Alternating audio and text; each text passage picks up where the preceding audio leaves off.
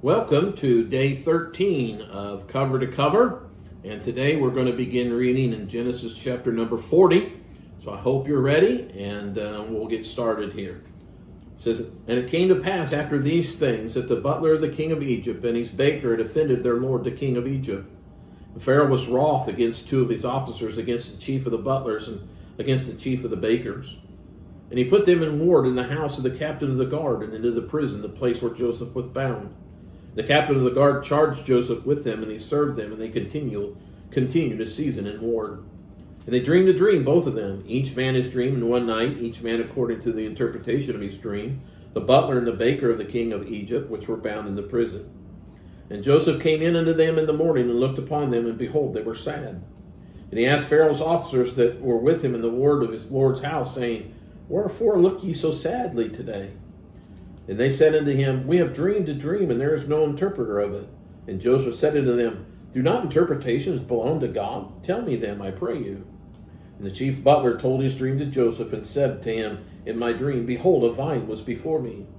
And in the vine were 3 branches, and it was as though it budded, and her blossoms shot forth, and the clusters thereof brought forth ripe grapes. And Pharaoh's cup was in my hand, and I took the grapes and pressed them into Pharaoh's cup, and I gave the cup into Pharaoh's hand. And Joseph said unto him, This is the interpretation of it. The 3 branches are 3 days. Yet within 3 days shall Pharaoh lift up thine head to restore thee unto thy place, and thou shalt deliver Pharaoh's cup into his hand, after the former manner which thou wast butler. But think on me when it shall be well with thee, and show kindness, I pray thee, unto me, and make mention of me unto Pharaoh, and bring me out of this house. For indeed I was stolen away out of the land of the Hebrews, and here also I've done nothing that they should put me into the dungeon. When the chief baker saw that the interpretation was good, he said unto Joseph, I also was in my dream, and behold, I had 3 white baskets on my head. And in the uppermost basket there was all manner baked meats for Pharaoh, and the birds did eat them out of the basket upon my head. And Joseph answered and said, This is the interpretation thereof. The 3 baskets are 3 days. Yet within 3 days shall Pharaoh lift up thy head from off thee, and shall hang thee on a tree, and the birds shall eat thy flesh from off thee. And it came to pass on the 3rd day, which was Pharaoh's birthday, that he made a feast unto all his servants. And he lifted up the head of the chief butler and the chief baker among his servants.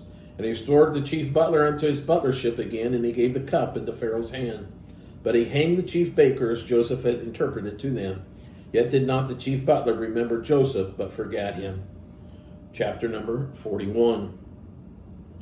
And it came to pass at the end of 2 full years that Pharaoh dreamed, and behold, he stood by the river. Behold, there came up out of the river 7 well-favored kine, flat shed, and they fed in the meadow.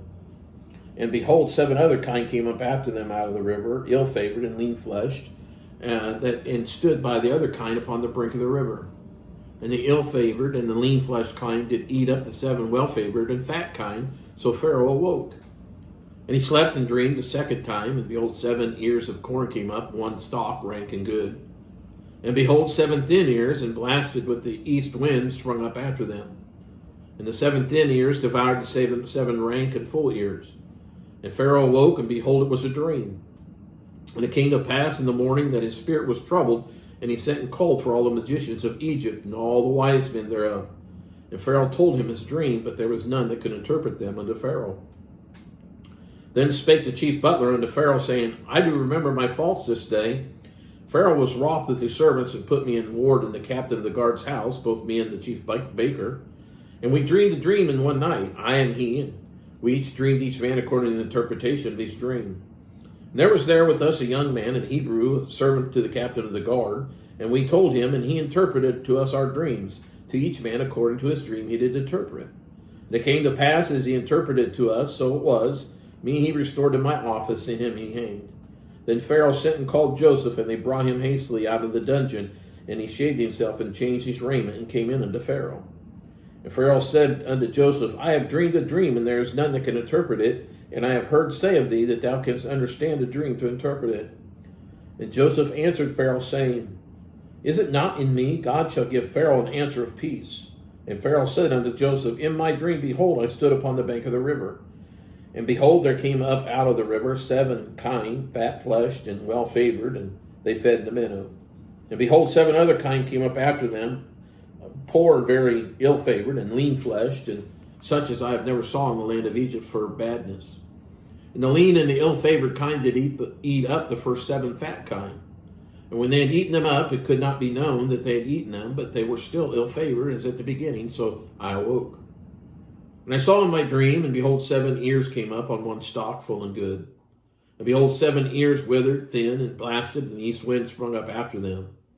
And the thin ears devoured the 7 good ears, and I told this unto the magicians, but there was none that could declare it to me. And Joseph said unto the Pharaoh, the dream of Pharaoh was one. God hath showed Pharaoh what he is about to do. The 7 good kine are 7 years, and the 7 good ears are 7 years. The dream is one.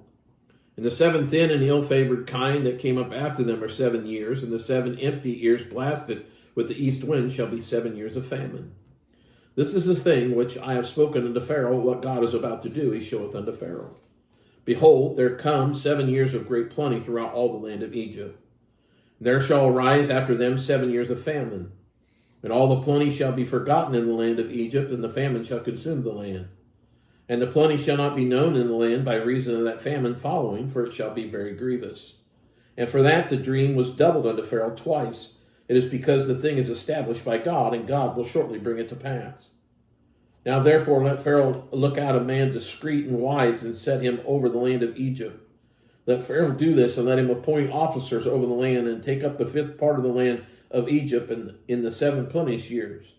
And let them gather all the food of those good years that come, and lay up corn under the hand of Pharaoh, and let them keep the food in the cities. And that food shall be for store to the land against the 7 years of famine, which shall be in the land of Egypt, that the land perish not through the famine. And the thing was good in the eyes of Pharaoh and in the eyes of all his servants. And Pharaoh said unto his servants, can we find such a one as this, a man in whom the Spirit of God is? And Pharaoh said unto Joseph, for as much as God hath showed thee all this, there is none so discreet and wise as thou art. Thou shalt be over my house, and according unto thy word shall all my people be ruled. Only in the throne will I be greater than thou. And Pharaoh said unto Joseph, see, I set thee over all the land of Egypt. And Pharaoh took off his ring from his hand, and put it upon Joseph's hand, and arrayed him in vestures of fine linen, and put a gold chain about his neck. And he made him to ride in the 2nd chariot which he had, and they cried before him, bow the knee. And he made him ruler over all the land of Egypt. And Pharaoh said unto Joseph, I am Pharaoh, and without thee shall no man lift up his hand or foot in all the land of Egypt. Pharaoh called Joseph's name Zaphenath-Paneah, and he gave him his wife Asenath, the daughter of Potiphera, priest of On, and Joseph went out over all the land of Egypt. And Joseph was 30 years old when he stood before Pharaoh, king of Egypt. And Joseph went out from the presence of Pharaoh, and went throughout all the land of Egypt.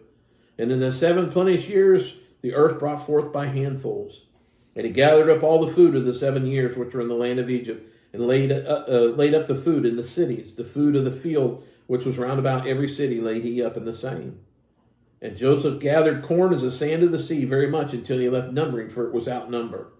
And unto Joseph were born 2 sons before the years of famine came, which Asenath, the daughter of Potiphera, priest of On, bare unto him. And Joseph called the name of the firstborn Manasseh, for God, said he, hath made me forget all my toil and all my father's house. And the name of the second called he Ephraim, for God hath caused me to be fruitful in the land of my affliction. And the 7 years of plenteous that was in the land of Egypt were ended. And the 7 years of dearth began to come, according as Joseph had said. And the dearth was in all the lands, but in all the land of Egypt there was no bread. And when all the land of Egypt was famished, the people cried to Pharaoh for bread. And Pharaoh said unto the Egyptians, go unto Joseph, what he saith unto you do. And the famine was over all the face of the earth, and Joseph opened all the storehouses and sold unto the Egyptians. And the famine waxed sore in the land of Egypt. And all the countries came into Egypt to Joseph for to buy corn, because the famine was so sore in all the lands.